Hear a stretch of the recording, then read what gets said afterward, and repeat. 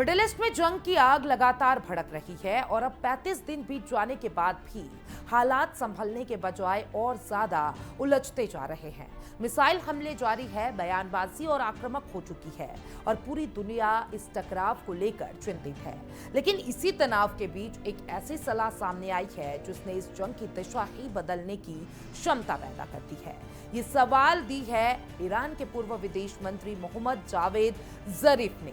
वही जरीफ जो सालों तक अंतर्राष्ट्रीय मंच पर ईरान का चेहरा रहे और जिन्होंने परमाणु समझौते की बातचीत में अहम भूमिका निभाई थी। इस बार उन्होंने जो कहा है वो पारंपरिक रणनीति के बिल्कुल अलग है।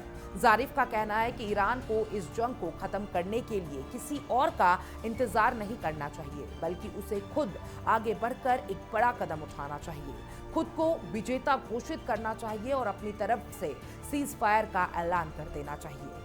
सुनने में ये अजीब लगता है, लेकिन इसके पीछे एक गहरी रणनीति छिपी है। दरअसल मौजूदा हालात ऐसे हैं जहां न तो ईरान पूरी तरीके से जीत पा रहा है और न ही अमेरिका और इजराइल पीछे हटने को तैयार है। तीनों पक्ष अपने अपने तरीके से दबाव बना रहे हैं। ईरान खाड़ी क्षेत्र में अमेरिकी ठिकानों और सहयोगी देशों को निशाना बना रहा है, जबकि अमेरिका और इजराइल भी जवाबी कार्रवाई में लगे हुए हैं। अब इस टकराव के बीच सबसे दिलचस्प स्थिति डोनाल्ड ट्रंप की बनी हुई है। एक तरफ वो इस संघर्ष को जल्दी खत्म करने को चाहते हैं और दूसरी तरफ उनके पास ऐसा कोई आसान रास्ता नहीं है जिससे वो बिना नुकसान के बाहर निकल सके। अगर वो पीछे हटते हैं तो इसे उनकी कमजोरी माना जाएगा और अगर जंग जारी रखते हैं तो दबाव और बढ़ेगा। यहीं पर जारिफ की रणनीति काम आती है। उनका मानना है कि जंग सिर्फ मैदान में नहीं बल्कि नैरेटिव यानी कि कहानी में भी जीती जाती है। अगर ईरान दुनिया के सामने ये दिखा दे कि उसने अपने लक्ष्य हासिल कर लिए हैं और अब वो शांति चाहता है, तो इससे पूरा खेल बदल सकता है। इससे अंतर्राष्ट्रीय स्तर पर ईरान की छवि मजबूत होगी और अमेरिका इजराइल पर भी बातचीत का दबाव बढ़ेगा।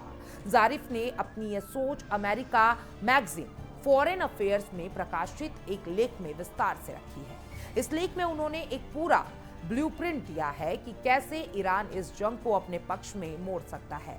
उनका कहना है कि ईरान को एक ऐसा समझौता करना चाहिए जो न सिर्फ इस संघर्ष को खत्म करे बल्कि भविष्य में ऐसे टकराव को भी रोके।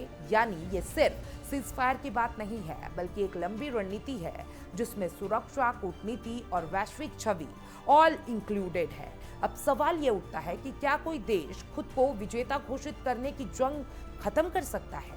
इतिहास बताता है कि कई बार ऐसा हुआ है। अक्सर युद्ध में पूरी जीत नहीं होती बल्कि एक ऐसा मोड़ आता है जहां दोनों पक्ष अपने अपने तरीके से जीत का दावा करते हैं और समझौते पर पहुंच जाते हैं। जारिफ इसी मनोवैज्ञानिक का इस्तेमाल करने की बात कर रहे हैं। अगर ईरान इस रास्ते पर चलता है तो इसके कई बड़े फायदे हो सकते हैं। सबसे पहले मिडिल ईस्ट में बढ़ता तनाव कम हो सकता है। दूसरे तरफ तेल और गैस की सप्लाई स्थिर हो सकती है जिसका असर पूरी दुनिया की अर्थव्यवस्था पर पड़ेगा। और तीसरा, ईरान खुद को एक जिम्मेदार और शांति चाहने वाला देश के रूप में पेश कर सकता है। लेकिन इस रणनीति में जोखिम भी कम नहीं है। अगर अमेरिका और इजराइल इस कदम को कमजोरी के रूप में देखता है तो वे इसे अपने पक्ष में इस्तेमाल कर सकते हैं। इसके अलावा ईरान के अंदर भी इस फैसले को लेकर मतभेद हो सकता है, क्योंकि हर कोई खुद को विजेता घोषित करने के बाद जंग रोकने के पक्ष में नहीं होगा। और इस पूरे घटनाक्रम में एक और अहम बात यह है कि ये जंग अब सिर्फ हथियारों की नहीं रह गई है। ये एक इमेज वॉर बन चुकी है जहां हर देश अपनी छवि को मजबूत करने की कोशिश कर रहा है और सोशल मीडिया, इंटरनेशनल मीडिया और कूटनीतिक बयान इन सब लड़ाई का हिस्सा बन चुके हैं। और यही कारण है कि जरीफ की सलाह को एक मास्टर स्ट्रोक माना जा रहा है, क्योंकि ये सीधे सीधे युद्ध को नहीं बल्कि उसकी दिशा और धारणा को बदलने की कोशिश है। अब सबकी नजर इसी बात पर है कि क्या ईरान इस सुझाव को मानता है या नहीं। अगर मानता है तो ये कदम पूरे मिडिल ईस्ट में शांति की दिशा में एक बड़ा मोड़ साबित हो सकता है।